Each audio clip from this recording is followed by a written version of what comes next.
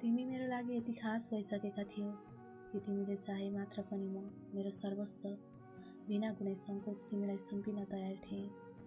थाहा छैन तिमीले त्यो कुरा कहिले महसुस गर्यौ कि गरेनौ, तर मैले तिमीलाई त्यसरी चाहेकी थिएँ जसरी एउटा सन्तानले आमाको न्यानो काख खोज्छ, जसरी तिर्खाएको चराले पानीको एक थोपा खोज्छ।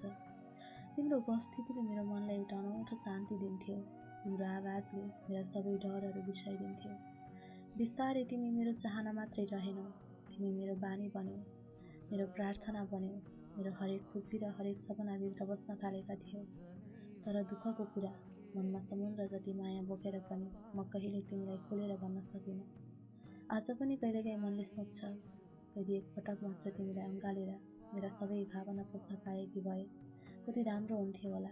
म तिमीलाई भन्न चाहन्थेँ कि तिमी मेरो जीवनको त्यो अध्याय हौ जसलाई बन्द गर्न खोज्दा पनि मनले बारम्बार खोलेर पढिरहन्छ। तिमी टाढा भयौ, समय बदलियो, परिस्थिति फेरिए, तर तिमी प्रतिको त्यो माया कहिले बदलिन सकेन।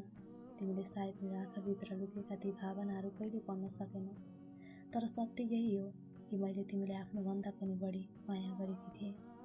आज तिमी साथमा छैनौ, तर तिमीले छोडेर गएका सम्झनाहरू अझै पनि मेरो मनको सबैभन्दा सुरक्षित कुनामा जिउँदैछन्, जहाँ समयले पनि उनीहरूलाई मेटाउन सक्दैन।